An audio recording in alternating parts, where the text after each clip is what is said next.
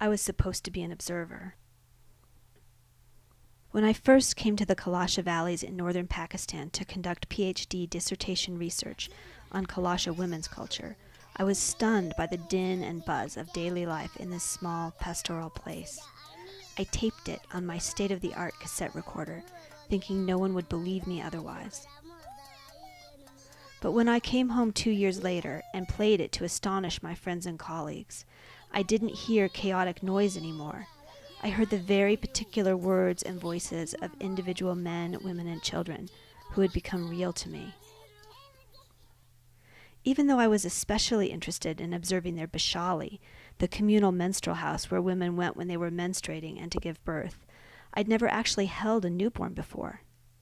I waited anxiously for the birth of Talim Khan and Nana's child. When the time came, together with the midwife, we walked the half-mile up valley to the bishali in the middle of the night, our way lit by little torches of resin-soaked wood. The birth was quick. The baby boy was big and healthy. The midwife cut the cord, swaddled him up, and then made a special sweet cream-of-wheat porridge for Talim Khan and Nana. All night we bishali women, even me, took turns holding the baby around the fire while his mother slept. Talim Khan and Nana said I was his aunt, and said I should have a baby girl, and then we would marry our children, and we'd be Kaltabar. I documented the many rituals and visitations that happen in babies' first weeks of life, as they are blessed and welcomed into the community. Then, about a week after mother and child came home, he got sick. With the help of my now-worn copy of Where There Is No Doctor, I decided that he had pneumonia. A penicillin shot would likely cure him, the book said. Boys from the neighborhood raced to find the only young man in the valley with keys to the dispensary, but he had gone to the high pastures and was several hours away. The other women from Chetguru took turns walking around with the baby. But sometimes I was the one holding him. And in between his heaving breaths, he was so still, so blue. "Look," I said, "let's take him to Chitral. There's a jeep in the bazaar. Let's go." But Talim Khan and Nana said she wanted to wait for her husband to come home.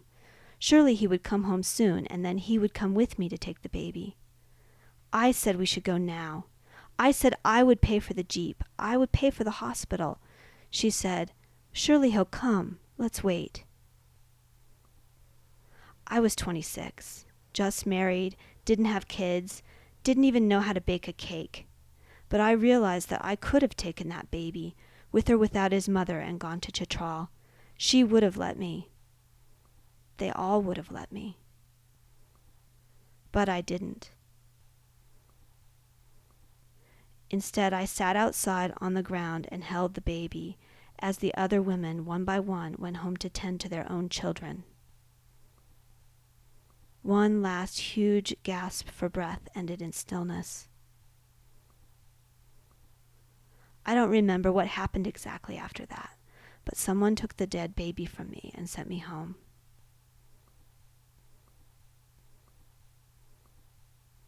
I didn't write about this, or the funeral that followed, or even the birth in any of my work.